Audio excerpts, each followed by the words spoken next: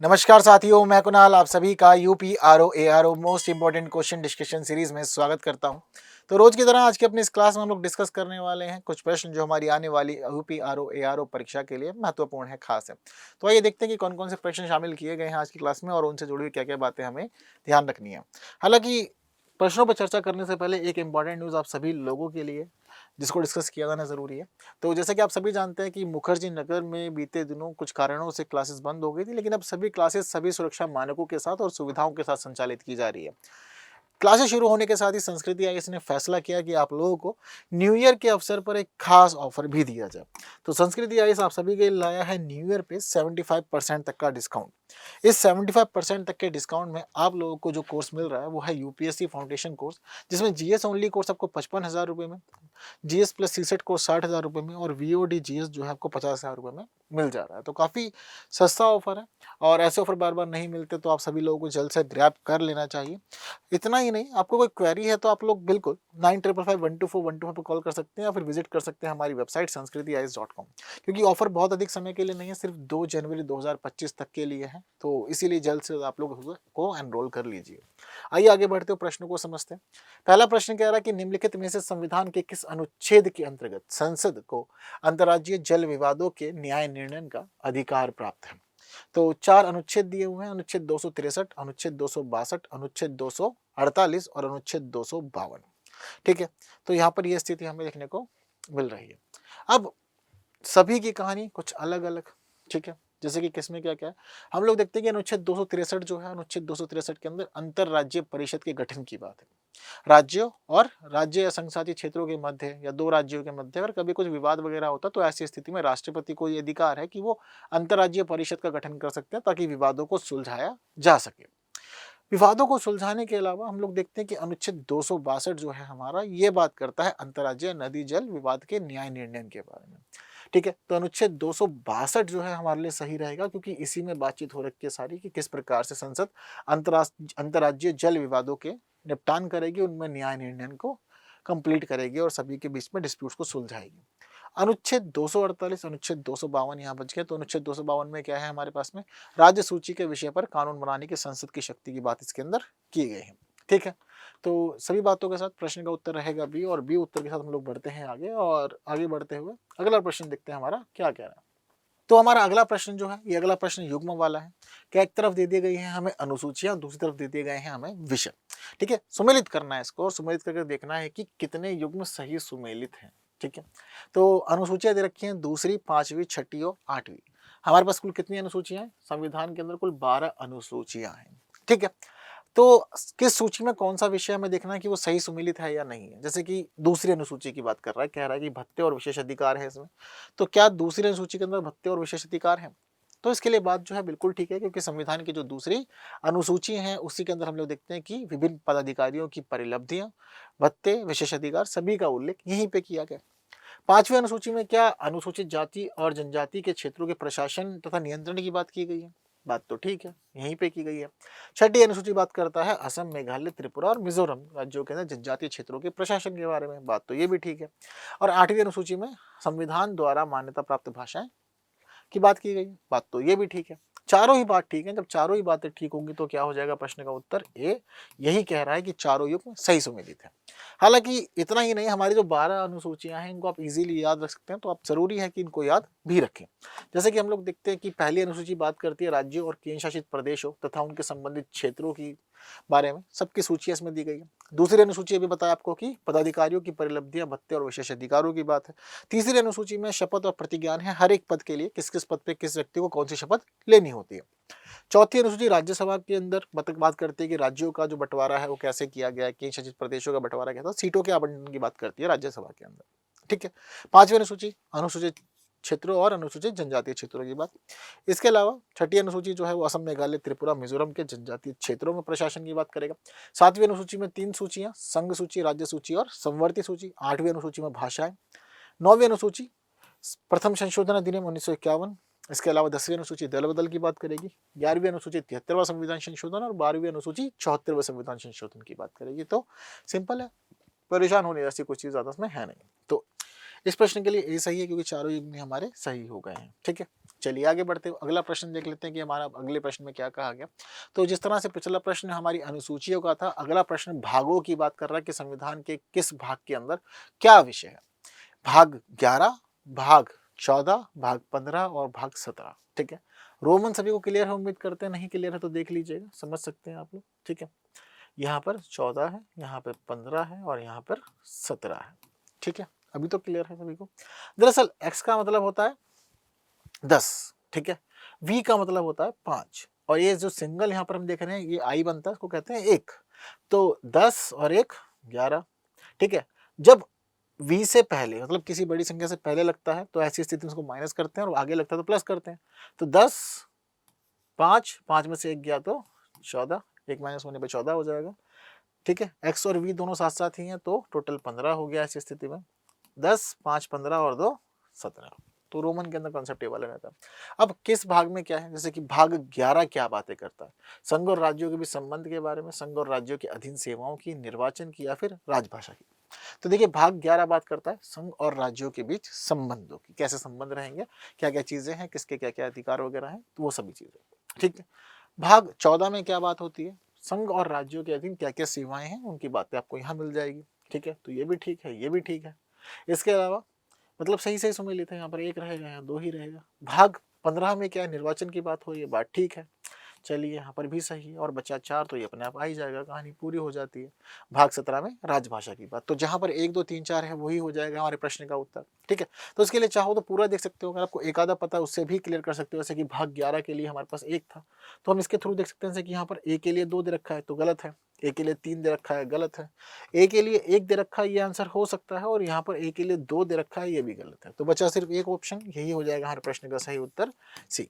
और यहीं पे आपको मिल जाएगा 1 2 3 4, 1 2 3 और 4। ठीक है, कोई डाउट तो नहीं। चलिए सारे भाग यहाँ लिखे हुए हैं, आप लोग यहाँ पर भी पढ़ सकते हैं। इसी के साथ अगला प्रश्न देखते हैं हमारा क्या कह रहा है। तो अगले प्रश्न में पूछा गया है युग्म दे करके कि कौन सा स्रोत है हमारे संविधान के अंदर किसी विशेष विशेषता के लिए, किसी प्रावधान के लिए। ठीक है, तो ब्रिटेन से क्या लिया गया, अमेरिका से क्या है, कनाडा से क्या है और जर्मनी से क्या है, ये स्थिति हम लोग को यहाँ पे देखने को मिल रही है। ठीक है, तो क्या हम लिया है हम लोगों ने ब्रिटेन से, क्या न्यायपालिका की स्वतंत्रता ली है, विधि का शासन लिया है, आपातकाल के समय मूल अधिकारों का स्थगन या फिर अवशिष्ट शक्तियां केंद्र में निहित होना। तो ब्रिटेन से हम लोगों ने क्या लिया, दरअसल ब्रिटेन से हमने लिया है विधि का शासन। ये हमने यहीं पे सीखा है कि शासन रहेगा तो विधि का शासन रहेगा, ब्रिटेन से सीखा। अमेरिका से क्या सीखा, अमेरिका से सीखा न्यायपालिका स्वतंत्र होनी चाहिए अपने आप में। ठीक है, कनाडा से क्या सीखा हम लोगों ने, कनाडा से हमने कहा कि अवशिष्ट शक्तियां जो रहेंगी वो केंद्र में रहेगी, ये हमें आपने सिखाया है। और जर्मनी ने सिखाया कि आपातकाल होगा तो मूल अधिकार ना भी दिए जाए तो भी जरूरी नहीं है। तो 2 1 4 3 हो जाएगा। कहाँ पर है 2 1 4 3, यहाँ पर 2 है लेकिन 4 3 1 है तो गलत, यहाँ तो 2 ही नहीं है गलत, यहाँ पर भी 2 नहीं है ये भी गलत, यहाँ 2 है, फिर यहाँ पर 1 भी है, यहाँ 4 भी है और यहाँ 3 भी है, तो डी हो जाएगा प्रश्न का सही उत्तर। चले चलिए आगे बढ़ते हैं और आगे बढ़ते हुए अगला प्रश्न देखते हैं हमारा क्या कह रहा है। अगला प्रश्न फिर युग्म वाला है लेकिन कह रहा है कि कितने युग्म सही सुमेलित हैं हमें यहाँ पर ये बताना है। ठीक है, तो एक तरफ दे दी गई है हमें सूचियां, एक तरफ दे दिए गए विषय, संघ सूची, राज्य सूची, समवर्ती सूची और दोबारा से राज्य सूची। तो विषय जो है जनगणना, जनसंख्या नियंत्रण, सार्वजनिक स्वास्थ्य और शिक्षा। ठीक है, तो जनगणना किसका विषय है, देखो जनगणना बहुत ईजी, जनगणना है विषय संघ सूची का, क्योंकि जनगणना जो है वो सिर्फ और सिर्फ केंद्र सरकार करा सकती है, राज्य सरकारें जनगणना नहीं करा सकती हैं। ठीक है, चर्चाओं में हालांकि बहुत बार रहता है विषय, लेकिन याद रखिएगा केंद्र का ही विषय, संघ का विषय। ठीक है, जनसंख्या नियंत्रण कौन करेगा, अगर राज्य सरकार करेंगे तो राज्य का विषय, केंद्र सरकार करेगी तो संघ का विषय, अगर दोनों कर सकते हैं समवर्ती सूची का विषय। तो क्या अकेली जिम्मेदारी जनसंख्या नियंत्रण की राज्यों के पास है, नहीं, केंद्र के पास भी है। ठीक है, तो ये युग्म जो है वो गलत सुमेलित है, समवर्ती सूची का विषय होगा ये। सार्वजनिक स्वास्थ्य, हेल्थ जो है वो किसका विषय है, क्या समवर्ती सूची का विषय है, नहीं, ये जो है ये स्टेट का विषय है, राज्यों को संभालना होता है सार्वजनिक स्वास्थ्य, पर मामला गड़बड़ कर रखा है यहाँ पर समवर्ती सूची देके। और शिक्षा किसका विषय, क्या अकेले राज्य की जिम्मेदारी है वो शिक्षा पे ध्यान दे, नहीं, जिम्मेदारी केंद्र और राज्य दोनों की है, इसलिए ये भी गलत है। ठीक, तो कितने सही सुमेलित हो रखे हैं, सिर्फ एक सही सुमेलित है, तो प्रश्न का उत्तर क्या हो जाएगा, सी। ठीक है, चलिए आगे बढ़ते हैं, अगला प्रश्न देखते हैं हमारा क्या कह रहा है। निम्नलिखित कथनों में से कौन सा सही है, कह रहा है कि लघुकरण के अंतर्गत दंड के स्वरूप को बदल दिया जाता है, परिहार के अंतर्गत दंड के स्वरूप को बदले बिना अवधि को कम किया जाता है, विराम के अंतर्गत मूल सजा को विशेष परिस्थितियों में कम कर दिया जाता है, या फिर सभी सही। तो देखो ये बात हो रखी है यहाँ पर भारत के राष्ट्रपति की शक्ति की, कि भारत के राष्ट्रपति को क्या क्या शक्तियां प्राप्त हैं। ठीक है, किसी की व्यक्ति को दोषी ठहरा दिया गया तो उस स्थिति में वह क्या कर सकते हैं। तो ये सारी बातें कहाँ हो रखी है, संविधान के अनुच्छेद 72 में हो रखी है। ठीक है, तो लघुकरण, परिहार और विराम, तीन की बात यहाँ पर हमें देखने को मिल रही है। इसके अलावा क्षमा भी होता है, ठीक है, और प्रविलंबन भी होता है, तो उसकी बात यहाँ पर देखने को नहीं मिल रही, पर आप लोग को लिए पढ़ना जरूरी है। तो लघुकरण में क्या होता है कि दंड के स्वरूप को बदल दिया जाता है। ठीक है, ऐसा होता है, पॉसिबल है। ठीक है, तो वास्तव में सच स्वरूप को बदल देते हैं इसके अंदर। ठीक है, परिहार के अंतर्गत क्या होता है कि दंड के स्वरूप को बदले बिना अवधि को कम करते हैं, मतलब दंड का स्वरूप वैसा ही रहेगा, अवधि कम हो जाएगी। 14 साल का कारावास है कठोर, तो 7 वर्ष का कर सकते हैं, 10 वर्ष का कर सकते हैं, आपकी मर्जी है। बिल्कुल ठीक है, तो दो ठीक हो गए, तो प्रश्न का उत्तर क्या निकलेगा, डी ही निकलेगा, क्योंकि सभी सही हो जाएंगे, एक के साथ तो नहीं जाना पड़ेगा। तो इसका मतलब है कि विराम के अंतर्गत मूल सजा को विशेष परिस्थितियों में कम भी किया जाता है, ये वाली बात भी ठीक है, क्योंकि तीनों ही ठीक होंगे तभी सभी के साथ जाना होगा। तो डी जो है वो सही रहेगा, क्योंकि लघुकरण, परिहार, विराम तीनों ही ठीक बातों के लिए यहाँ पर रखे गए हैं, तीनों ही स्टेटमेंट बिल्कुल ठीक है। क्लियर है बात सारी? चलिए, तो इतनी बात क्लियर है, तो बाकी याद रखिएगा अनुच्छेद 72 में है सारी बातें। क्षमादान शक्ति राष्ट्रपति की, क्षमा में दंड से मुक्त कर देना, लघुकरण के अंदर जैसे कि मैंने आपको बताया कि दंड के स्वरूप में परिवर्तन कर देते हैं, परिहार में स्वरूप में परिवर्तन नहीं करते, अवधि को कम कर देते हैं, विराम में विशेष परिस्थितियों में हम देखते हैं कि दंड के स्वरूप को, मतलब विशेष परिस्थितियों में मूल सजा को बदल दिया जाता है, और प्रविलंबन में सजा जो होती है वो अस्थायी समय के लिए उस पर रोक लगा दी जाती है। ठीक है, क्लियर है सभी लोगों को? तो प्रश्न का उत्तर जैसा कि बताया मैंने आप लोग को डी रहेगा, सभी ठीक है। आगे बढ़ते हैं, अगला प्रश्न देखते हैं कि हमारा क्या कह रहा है। तो राष्ट्रपति के द्वारा अध्यादेश जारी करने की शक्ति क्या है, कार्यकारी शक्ति, सैन्य शक्ति, विधायी शक्ति या स्वविवेक शक्ति, कैसी शक्ति है? तो देखिए, राष्ट्रपति अध्यादेश जारी करके क्या करता है, कानून बनाता है, क्योंकि जब संसद का सत्र नहीं चल रहा होता, कोई कानून बनाना जरूरी होता है, तो ही तो अध्यादेश जारी किया जाता है, कानून ही तो होता है। ठीक है, और राष्ट्रपति चाहे तो उसको वापस भी ले सकता है या व्यवस्था में लागू भी रहने दे सकता है, हालांकि अगर संसद बैठेगी तो उसको पास कराना जरूरी होता है। तो कैसा हुआ ये, विधायी लेजिस्लेटिव कार्य है एक प्रकार से, तो प्रश्न का उत्तर क्या हो जाएगा, बी हो जाएगा इसीलिए। ठीक है, क्लियर है सभी को? चलिए, अगला प्रश्न देखते हैं क्या कह रहा है। तो अगले प्रश्न का यहाँ पर कहना है कि सूची 1 को सूची 2 से सुमेलित कीजिए। 2 सूचियां दे दी गई हैं, सुमेलित करना है अब हमें कि कौन सा किसका सही युग्म है। अनुच्छेद 73, अनुच्छेद 162, अनुच्छेद 78, अनुच्छेद 111। राज्य की कार्यपालिका शक्ति का विस्तार, विधेयकों पर अनुमति, संघ की कार्यपालिका शक्ति का विस्तार और राष्ट्रपति को जानकारी देने के संबंध में प्रधानमंत्री के कर्तव्य। ठीक है, तो अब यहाँ कौन सा किससे सुमेलित है, तो देखिए जैसे कि अनुच्छेद 111 काफी इजी सा, सबको पता होता है कि अनुच्छेद 111 में राष्ट्रपति की बात हो रखी है कि राष्ट्रपति किस विधेयक पे क्या क्या निर्णय ले सकते हैं, तो विधेयकों को अनुमति देने की बात है। तो डी के लिए क्या रहेगा, 2 रहेगा, जहां डी के लिए 2 है वहां से हम लोग आंसर निकाल सकते हैं, कहीं और भटकने की जगह थोड़ा इजी भी रहेगा। डी के लिए 1 है, उत्तर नहीं हो सकता, डी के लिए 4 है, उत्तर नहीं हो सकता, डी के लिए 2 है, उत्तर हो सकता है, डी के लिए 3 है, उत्तर नहीं हो सकता। तो प्रश्न का उत्तर क्या हो जाएगा, बी हो जाएगा, एक ही ऑप्शन से निकल गया। ठीक है, तो बाकी अगर हम सिक्वेंसली देखें से अनुच्छेद 73 की बात हो रखी है। अनुच्छेद 73 में क्या होता है, अनुच्छेद 73 में हमें पता चलता है कि संघ की कार्यपालक शक्ति का विस्तार किस प्रकार है, तो सारी बातें जो है वो हमें यहाँ देखने को मिल जाएगी, यानी कि 3 रहेगा। अनुच्छेद 162 में हमें क्या पता लगता है, अनुच्छेद 162 में बात की गई है राज्य की कार्यपालक शक्ति के विस्तार के बारे में। ठीक है, तो 1 हो जाएगा, एक तरफ संघ की कार्यपालक शक्ति का विस्तार, एक तरफ राज्य की कार्यपालिका शक्ति का विस्तार, अनुच्छेद 73 और अनुच्छेद 162। अनुच्छेद 78 में बात हो रखी है राष्ट्रपति और प्रधानमंत्री की। ठीक है, तो राष्ट्रपति को जानकारी देने के संबंध में प्रधानमंत्री के जो कर्तव्य है वो अनुच्छेद 78 में है, यानी कि यहाँ पर 4 रहेगा। तो 3 1 4 2 उत्तर है, 3 1 4 2, इसी के साथ बी उत्तर हमारा कंफर्म भी हो जाता है। ठीक है, क्लियर है सभी को? चलिए, तो अगला प्रश्न देखते हैं हमारा क्या कह रहा है। संसद में विपक्ष के नेता के संदर्भ में निम्नलिखित कथनों पर विचार कीजिए। विपक्ष का नेता जो टर्म है ये बीते दिनों बहुत चर्चा में आई, क्योंकि हम लोगों ने देखा काफी समय के बाद ऐसा हुआ कि 10 सालों के बाद मिला संसद को अपना नेता, प्रतिपक्ष नेता विपक्ष कहते हैं, राहुल गांधी को ये पद सौंपा गया था, तो इस वजह से बहुत चर्चाओं में आया था। तो उसका कार्य सरकार के कार्यों की उचित आलोचना एवं वैकल्पिक सरकार की व्यवस्था करना है। बात तो बिल्कुल ठीक है, सरकार के कार्यों की उचित आलोचना जरूरी है। ठीक है, और वैकल्पिक सरकार की व्यवस्था करना होता है कि सरकार गिरती है तो हम संभाल सकते हैं सरकार, तो विपक्ष का प्रधानमंत्री भी कहा जाता है लीडर ऑफ अपोजिशन को, ठीक है। उसके वेतन भत्ते तथा सुविधाएं कैबिनेट मंत्री की तरह मिलती हैं, यह बात भी बिल्कुल ठीक है क्योंकि एक महत्वपूर्ण पद होता है ये विपक्ष के अंदर।